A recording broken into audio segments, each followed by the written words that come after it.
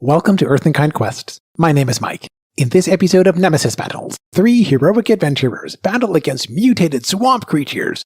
The 3 characters attempt to repair an ancient tomb of a dragon's heart so that it no longer will leak out a dangerous corrupting energy. The heroes need to learn how to make the repairs while they manage with environmental hazards and with hostile mutations of plant and beast creatures. The adventurers are at level 9, using the rules in the 2024 Player's Handbook of Dungeons & Dragons.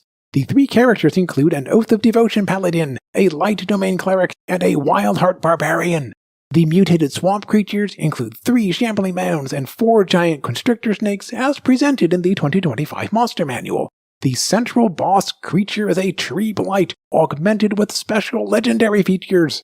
During the encounter, I will clarify what happens with the game mechanics and the story narrative while demonstrating in the 3D worldbuilder virtual tabletop system of RPG stories. For extra details about the characters, in the video text description, you can find the web links for the character sheets in D&D Beyond. These characters are not fully optimized, rather they represent the kinds of characters that I expect to meet in the campaign starting at level 1 and then making choices up through the current level 9.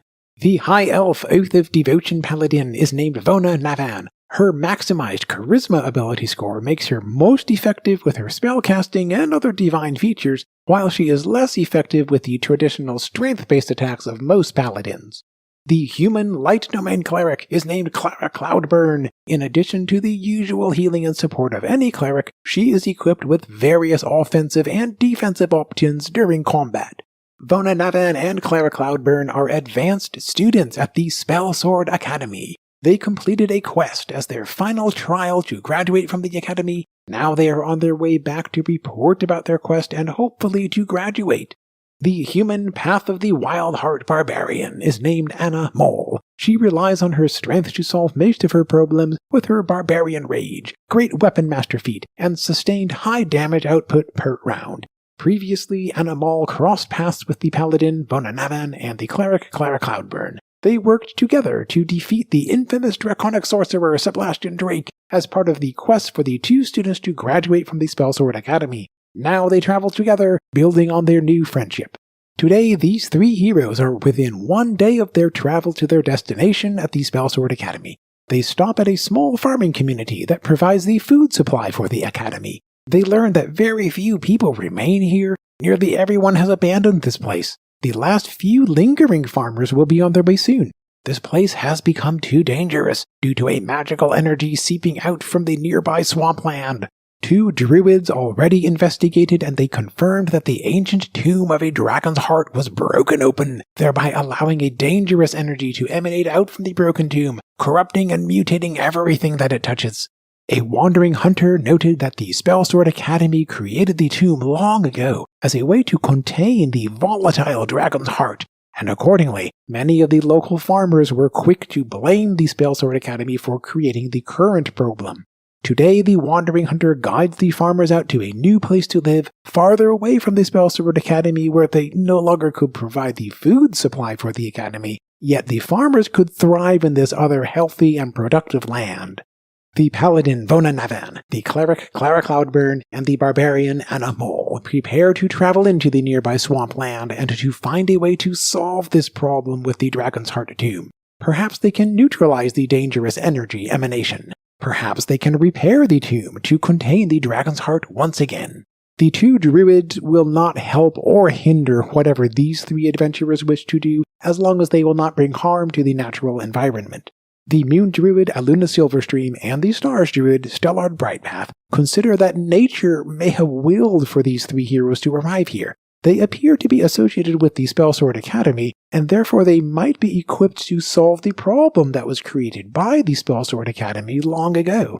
The last few lingering farmers move to join the others, already on their way toward their new home, following the wandering hunter to this other destination.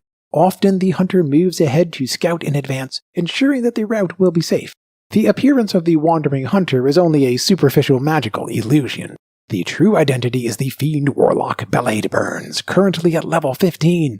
She has been using the Disguise Self spell with her eldritch invocation of the Mask of Many Faces. Given that the spell lasts only for 1 hour, Periodically, Belaid Burns moves away from the group of farmers, pretending to scout ahead in advance, while she ends the disguise self spell and recasts it again later.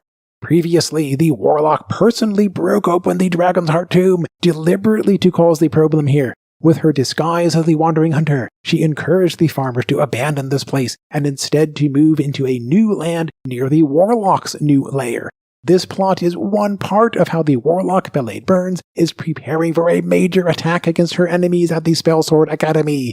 Another part of the plot involves recruiting the Fishfolk or Kuotoa who live in another district of the swampland. Currently, the Kuotoa regard the Warlock Belaid Burns as their paramount leader. They have moved out to the far edge of the swampland near the interface with the Great Ocean. Here they work on constructing something for the Warlock. They will need several days for this effort. Meanwhile, the Warlock will attend to other matters. She will return whenever the work will be completed. At any time, though, she could observe through a scrying spell.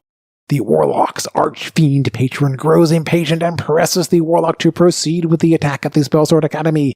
The Archfiend wants for the attack to bring fear and dread into the mortal realm, thereby increasing the Fiend's power within the Fiend's fiery domain. Belaid Burns insists that she genuinely is working toward this goal, as allowed within the boundaries of the fiendish contract. At this time, the three heroic adventurers move through the swampland. The Devotion Paladin, Vonanavan, the Light Cleric, Clara Cloudburn, and the Wild Heart Barbarian, Anna Mole, can see the eerie glow of the Dragon's Heart emanation seeping out from the broken tomb of the Dragon's Heart. They can sense the dangers of this energy. Even at this safe distance, the three characters can see that some of the plants and trees have mutated into large and monstrous forms. They can detect some movement, but they cannot yet discern specific details about whatever creatures might be lurking here. The Light Domain Cleric, Clara Cloudburn, casts the spell Arcane Eye with a 4th level spell slot. With her concentration potentially for the next 1 hour, the Light Cleric creates an invisible eye that floats and moves according to her commands while she perceives through the eye. Looking through the Arcane Eye, Clara Cloudburn notices that 3 areas of the Dragon's Heart tomb appear to be broken deliberately. The pieces of stonework rubble could be moved back into their original positions for repairing the damage. For each of those 3 areas, the restoration work would require a full action of an Arcana skill check to identify how to rearrange the stonework rubble, as well as another full action of an Athletics skill check physically to position the individual pieces properly. The 2 outer areas of the damage appear to be power sources for the central area. They will need to be repaired first, or else the central area cannot function. The central area appears to be the actual containment for the Dragon's Heart. Currently, though, an enormous tree grows from this spot. In this moment, the enormous tree begins to move. It is a sentient tree blight with extra legendary features. Among those special features, this tree blight gains blind sight out to 120 feet. The tree blight knows that the Light Cleric's Arcane Eye is floating in the vicinity. Furthermore, other creatures within this swampland are equipped with blind sight, and soon movement can be detected throughout the area. The Light Cleric, Clara Cloudburn, informs her allies about the current situation. The Devotion Paladin, Vonanavan, casts the spell Find Steed without using a spell slot due to her Faithful Steed feature. The otherworldly steed is summoned with the ability once per long rest to use a bonus action of a phase step to teleport up to 60 feet with the rider. Today, the Wild Heart Barbarian Anna Mole prepared her aspects of the wild feature with the Salmon option, gaining a swimming speed equal to her walking speed of 40 feet. She could ascertain that the surrounding region contains streams and swamps, so she could plan accordingly in advance. The team decides to act now, moving into the dangerous zone of the Dragon's Heart energy. Upon entering into this zone, each creature here is exposed to necrotic damage and potentially could gain 1 level of exhaustion. The amount of necrotic damage is 13. Each creature rolls a Constitution saving throw with the +5 bonus of the Paladin's Aura of Protection. The Paladin rolls 21. The Cleric rolls 25. The Barbarian rolls 27. The Paladin's Steed rolls 22. All of these rolls are successful for only half of the necrotic damage, meaning only 6 damage, and no level of exhaustion, at least for now. The emanation of the Dragon's Heart is so intense that creatures here need to repeat the Constitution saving throw after every 10 minutes of exposure.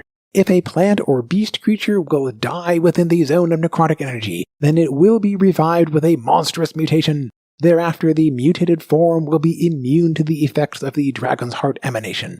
The dangerous zone of the Dragon's Heart appears to be growing. After another few days, the corrupting energy zone could extend out for 1 mile and then continue to expand. If the characters do not act right now, then they might not ever be able to move through the miles of the emanation in order to reach to the Dragon's Heart tomb. At least some of the creatures within this area appear to be mutated monstrosities caused by the Dragon's Heart energy. They are aware of the 3 heroes intruding into the swamp. All of the participants here roll for initiative. The Paladin rolls 6, the Cleric rolls 4, the Barbarian rolls with advantage of her Feral Instinct feature, resulting in 20. The enormous tree creature is a tree blight with special legendary features. It rolls 19. 2 shambling mounds guard the 2 outer power source areas, and they roll 6 and 3. Another shambling mound and 4 giant constrictor snakes are closer to the 3 intruders, rolling 12, 12, 15, 8, and 21. Overall, this initiative order looks discouraging for the 3 heroic adventurers. The giant constrictor snake nearest to the adventurers will act first, followed by the Barbarian, and then the tree blight, another 2 giant constrictor snakes, and the shambling mound nearest to the characters. Next will be another giant constrictor snake, followed by the Paladin, a shambling mound at one of the outer power sources, then the Cleric, and lastly the other shambling mound at the other outer power source. The Paladin's otherworldly steed acts during the rider's turn as a controlled mount. Related to the initiative order and the overall action economy, the Tree Blight is equipped with special legendary features. Its blind sight extends out to 120 feet. It can cast spells using its Constitution as a spellcasting ability, casting Entangle and Fog Cloud at will. The Tree Blight gains 3 legendary resistances, allowing to fail a saving throw and to decide to succeed instead. It gains 3 legendary actions, allowing to act after another creature's turn. I will clarify the details at the points when they will become relevant. The size of the battlefield could cause problems for both of the teams in this combat.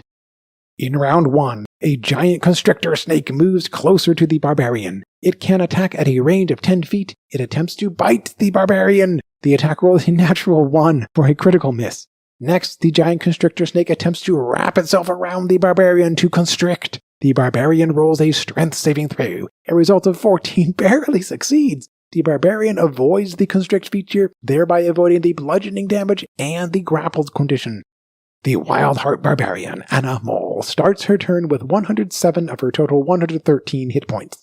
As a bonus action, Anna Mole enters into her Barbarian Rage. With her Rage of the Wilds feature, she chooses the Bear option, gaining resistance to all damage types except for Force, Necrotic, Psychic, and Radiant.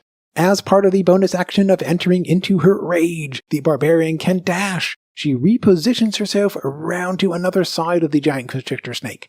Anna Mole makes 2 attacks with her Maul. She uses her Reckless attack. Rolling with advantage, the first attack roll is 21, hitting against the armor class of 12.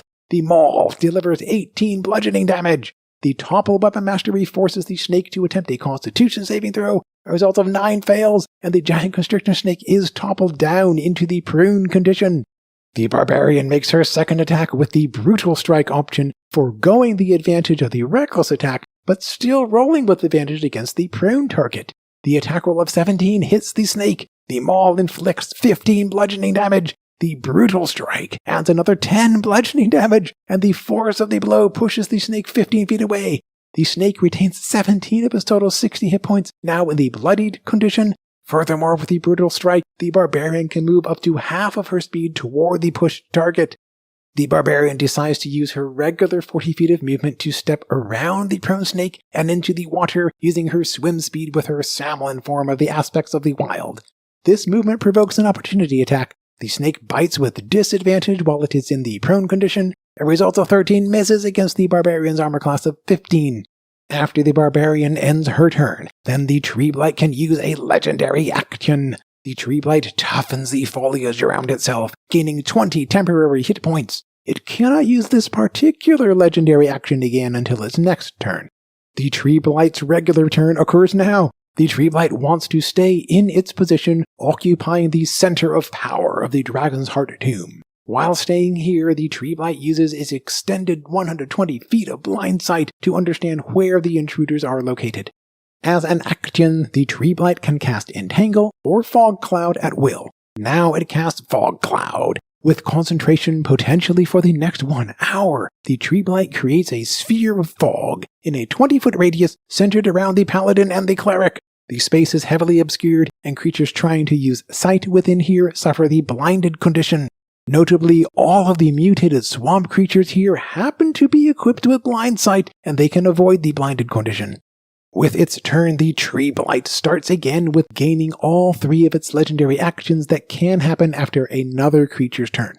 Next, a giant constrictor snake swims toward the Barbarian, entering into melee contact. The snake strikes with advantage due to the snake's blind sight, while the Barbarian is blinded within the fog cloud. The attack roll is a natural 20, scoring a critical hit. The damage dice are doubled, producing 13 piercing damage, reduced by half with the Barbarian's damage resistance during her rage down to 6 damage. The snake attempts to constrict the Barbarian. Animal rolls a strength saving throw with advantage during her rage. A result of 27 succeeds, avoiding the bludgeoning damage and the grappled condition. Another giant constrictor snake uses the dash action to swim closer toward the intruders. The shambling mound nearest to the adventurers uses the dash action to move within 5 feet of the Paladin. The shambling mound can detect all of the intruders here using its blind sight with a range of 60 feet. The giant constrictor snake farthest from the battle now uses its dash action to swim closer toward the action. The Oath of Devotion Paladin, Vona Navan, begins her turn with 70 of her total 76 hit points. She is inside the fog cloud. She cannot see through the heavily obscured space, and she suffers the blinded condition. The Paladin does know that a large shambling mound moved into the space directly adjacent to her, but technically she cannot see the shambling mound at this time. Vona Navan can attack into the general space with disadvantage. As part of the attack action, the Devotion Paladin activates her Sacred Weapon feature, channeling divine energy into her longsword and adding her Charisma modifier to her attack rolls. The first attack roll with disadvantage is 18, hitting against the armor class of 15. The hit causes 6 slashing damage. The longsword applies the Sap Weapon Mastery, imposing disadvantage on the Shambling Mound's next attack roll. As a bonus action, Vona Navan adds a Shining Smite with a 2nd level spell slot, adding 7 radiant damage. With the Paladin's concentration for the next 1 minute, the Shining Smite makes the Shambling Mound glow with a bright light in a 5-foot radius. During this time, attacks against this target gain advantage.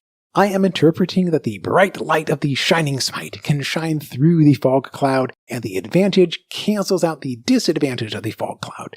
In this case, Vona Navan makes her second attack with a normal roll. An attack roll of 16 hits against the Shambling Mound's armor class of 15. The Sacred Weapon Longsword causes 7 slashing damage. After the Paladin ends her turn, then the Tree Blight can use a legendary action. The Tree Blight commands the Shambling Mound next to the Paladin to use its reaction to move up to half of its speed to make 1 attack with advantage. In this case, the advantage is cancelled by the disadvantage of the prior Sap Weapon Mastery of the Paladin's Longsword.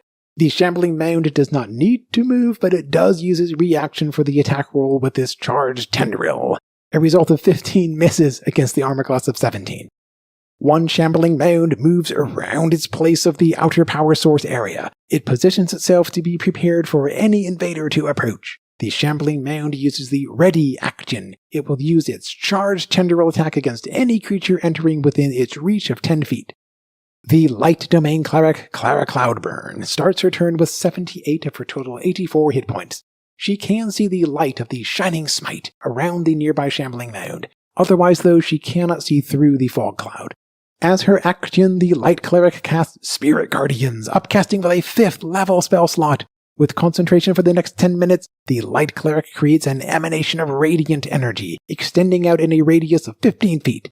The Cleric designates her allies and herself to be unaffected by the spell. All other creatures move at half speed within the emanation. Whenever the Spirit Guardians will enter into another creature's space, or whenever another creature first will enter, or will end its turn inside there, then it must make a Wisdom saving throw, suffering 5d8 radiant damage upon a failure, or half of the damage upon a success.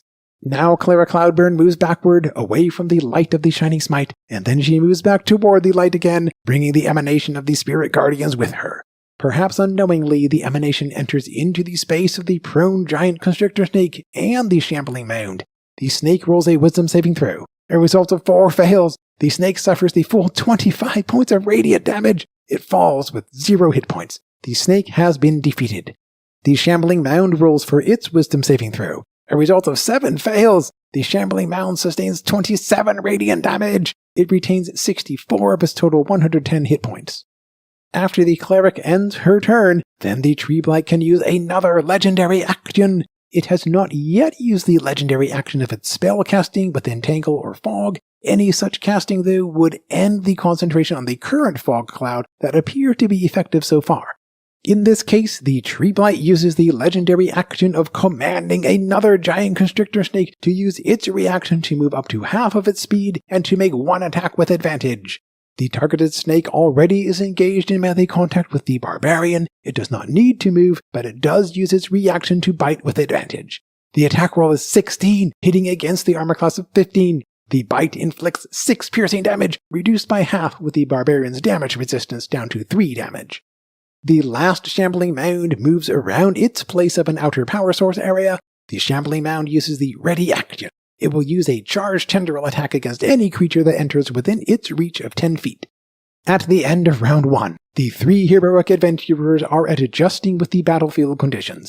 They still will need to contend with multiple enemies and hazards before they can repair the 3 different broken parts of the Dragon's Heart tomb.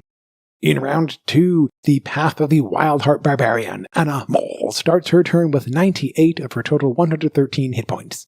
While inside the fog cloud, the Barbarian is blinded, but she is aware of the space that the giant constrictor snake occupies in the water next to her. With her swim speed, she moves around the snake, aiming to move closer toward the central area with the tree blight. When she exits the fog cloud, she decides to continue moving forward toward the tree blight occupying the central area of the Dragon's Heart tomb.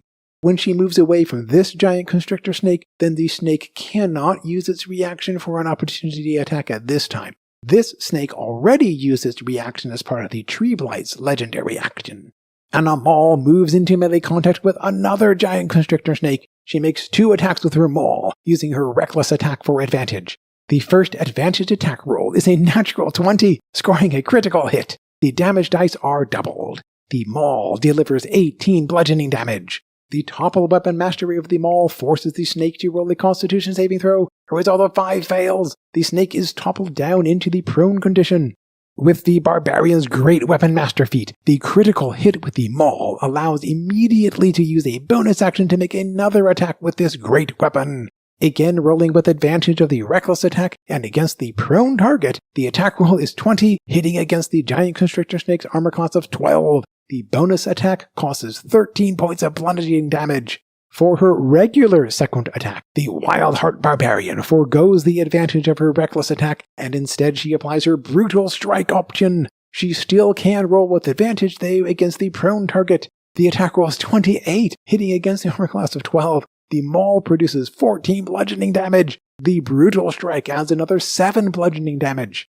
Additionally, as part of the brutal strike, the Barbarian pushes the snake 15 feet away, and immediately she can use half of her speed to move closer to this opponent.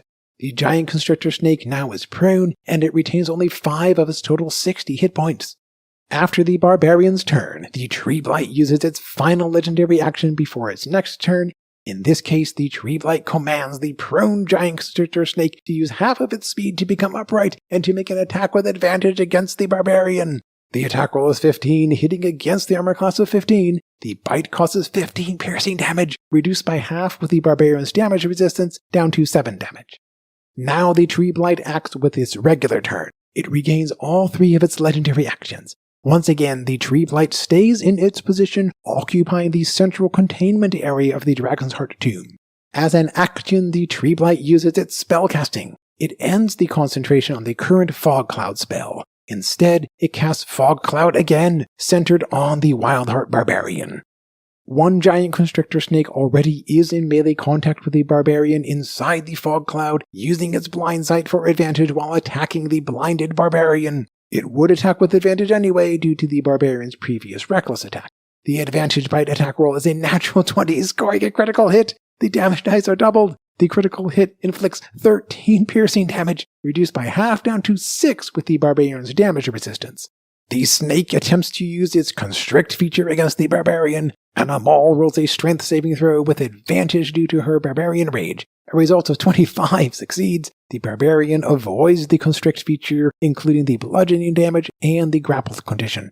The severely wounded giant constrictor snake attempts to bite the Barbarian. With advantage of the blind sight against the blinded Barbarian, the bite attack roll is 18, hitting against the armor class of 15. The bite produces 6 piercing damage, once again reduced by half with the Barbarian's rage damage resistance down to 3 damage.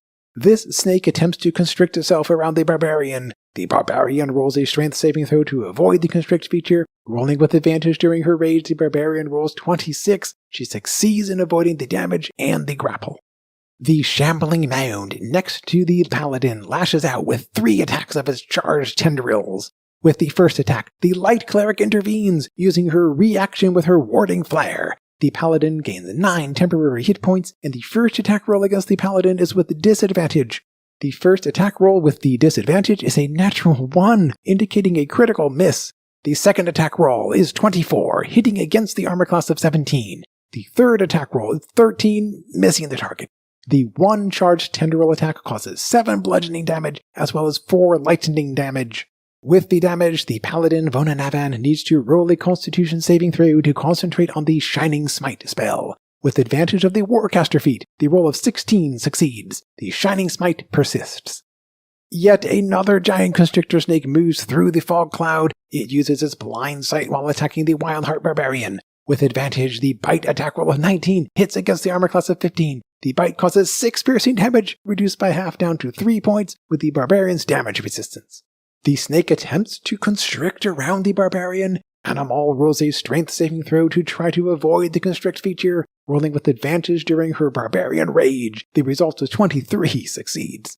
The Wildheart Barbarian perseveres, now with 79 of her total 113 hit points.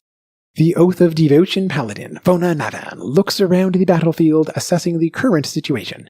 She commands her otherworldly steed to use its bonus action of the Phase Step to teleport up to 60 feet, bringing the Paladin along with it.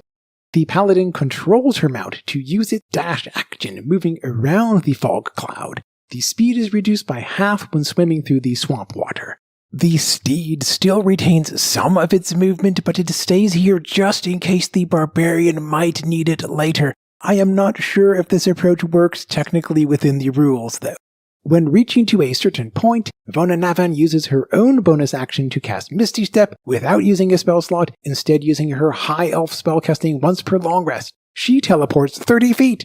The Paladin uses her own movement now to bring herself into melee contact with the Tree Blight. As her action, she makes 2 attacks with her Sacred Weapon Longsword. The first attack rolls a natural 1 for a critical miss. Vonanavan makes her second attack with the Sacred Weapon Longsword. An attack roll of 19 hits against the Tree Blight's armor class of 15. The attack causes 7 slashing damage. The Sap Weapon Mastery of the Longsword imposes disadvantage on the Tree Blight's next attack roll. With the damage, the Tree Blight needs to roll a Constitution saving throw to concentrate on the Fog Cloud spell. The Tree Blight rolls 17. The concentration continues with the Fog Cloud. After the Paladin's turn, the Tree Blight can use a legendary action. It decides to end its concentration on the fog cloud around the Barbarian, and instead it casts Entangle around the Paladin and extending outward away from the Tree Blight.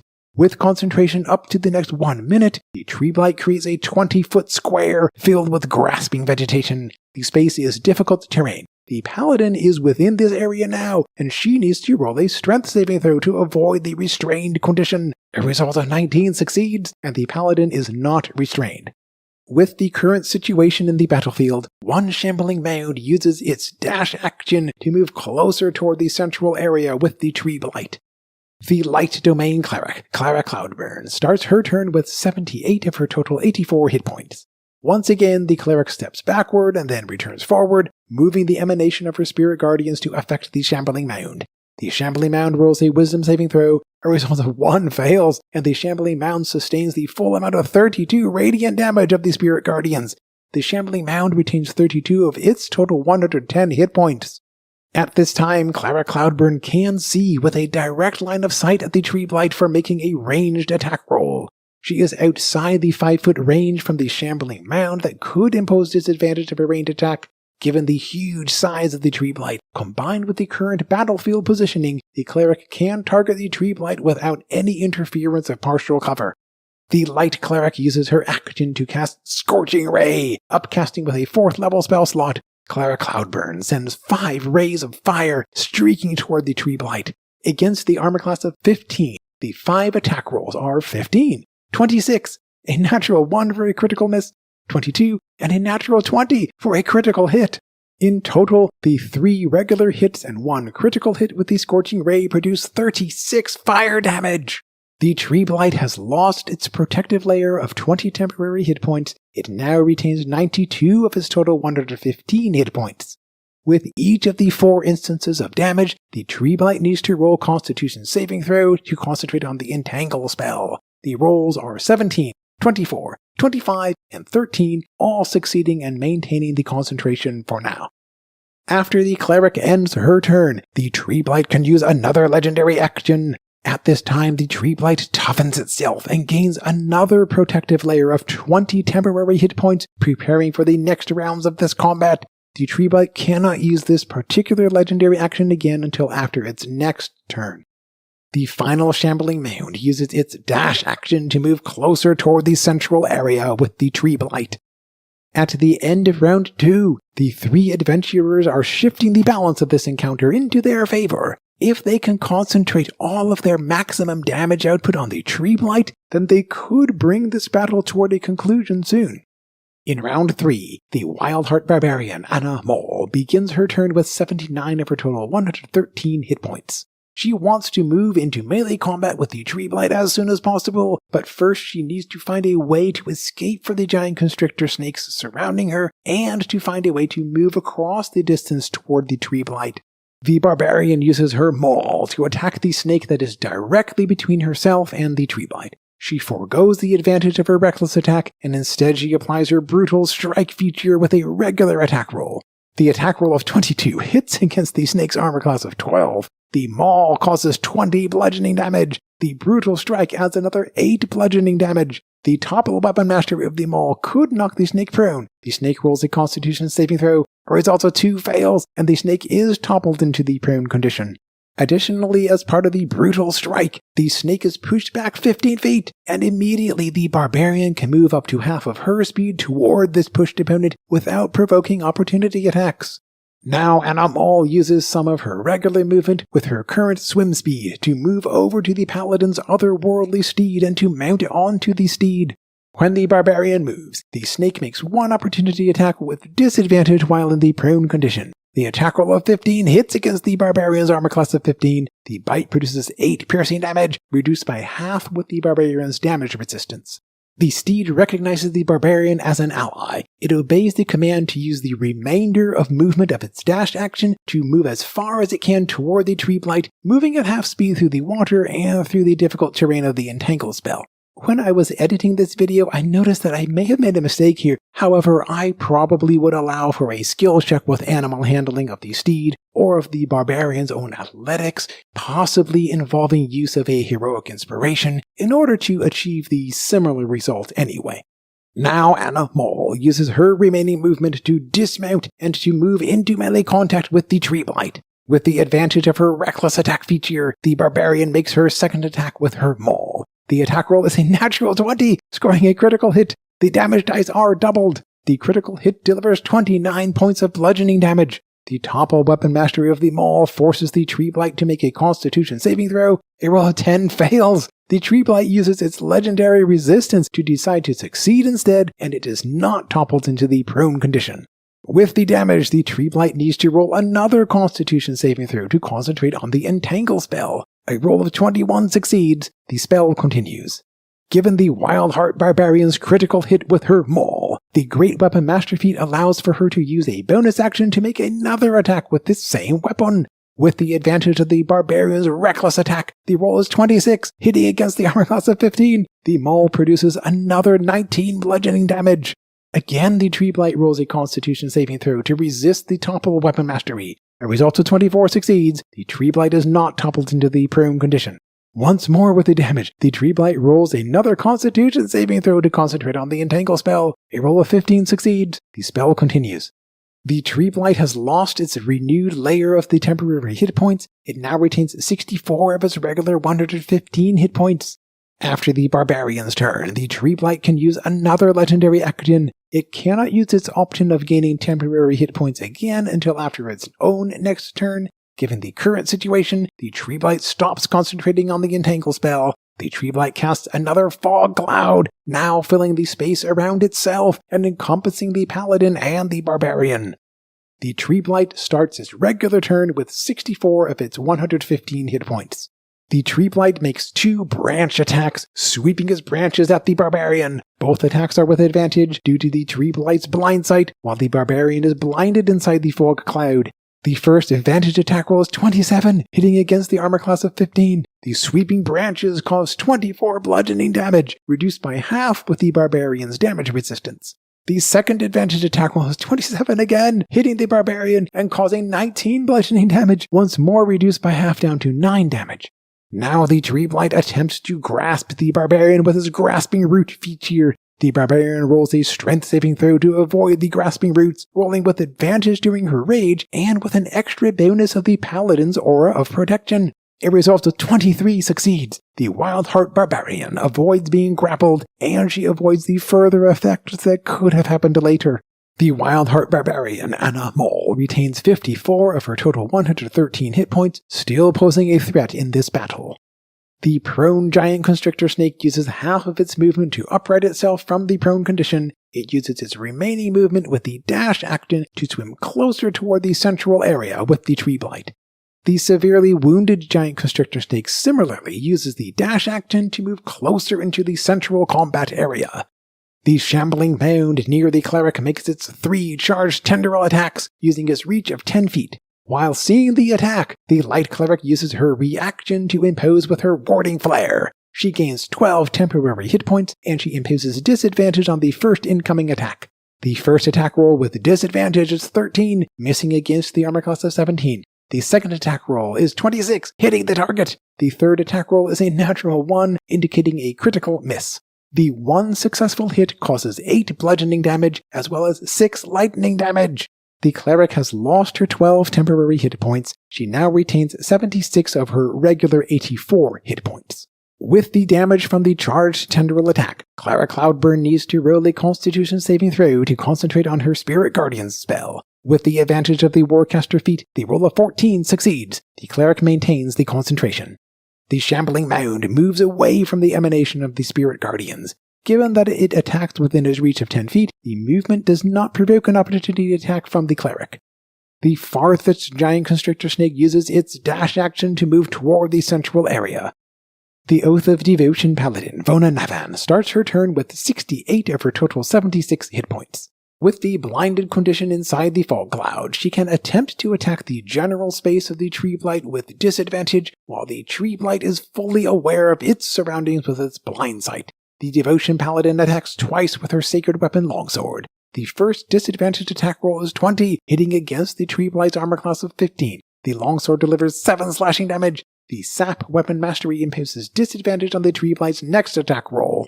As a bonus action, the Devotion Paladin applies a Divine Smite using a 3rd level spell slot. The Divine Smite generates only 12 radiant damage. With the damage, the Tree Blight rolls a Constitution saving throw to concentrate on the fog cloud. A roll of 25 succeeds. The fog cloud continues. The second disadvantaged attack roll is 24, hitting the target again. The longsword causes 5 slashing damage. The damage output may seem disappointing, yet right now, the Tree Blight retains only 40 of its total 115 hit points. Once again, the Tree Blight rolls a Constitution saving throw to concentrate on the fog cloud spell. A roll of 11 succeeds. The fog cloud continues. After the Paladin ends her turn, then the Tree Blight can use a legendary action. At this time, the Tree Blight can use its option to toughen itself and gain 20 temporary hit points. One Shambling Mound uses its action to dash toward the combat at the center of the Dragon's Heart tomb. The Light Domain Cleric, Clara Cloudburn, steps forward to bring the emanation of her spirit guardians into contact with the Shambling Mound. The Shambling Mound rolls a Wisdom saving throw. It results in 19 succeeds. The Shambling Mound suffers only half of the 22 radiant damage. It retains 21 of its total 110 hit points. At this time, Clara Cloudburn cannot see the tree blight, but she can remember where it is situated inside the current fog cloud. Furthermore, she remembers that it stood tall with its huge size. In this case, the Light Cleric uses her action to cast Fireball with a 4th level spell slot, aiming for a spot elevated above the tree blight so that the radius of the fireball affects only the tree blight and not the Cleric's allies of the Paladin and the Barbarian.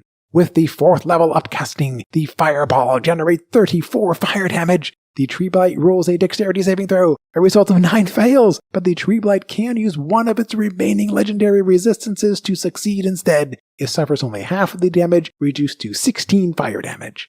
The tree blight has lost most but not all of its protective layer of temporary hit points. It remains in the fight for now. With the fireball damage, the tree blight needs to roll another constitution saving throw to concentrate on the fog cloud spell. A result of 9 fails! In this situation, the tree blight does not use its final legendary resistance to succeed. Instead, it allows the fog cloud spell to end. After the cleric ends her turn, now the tree blight can use another legendary action. Immediately, it creates another fog cloud, aiming to protect itself against the intruders.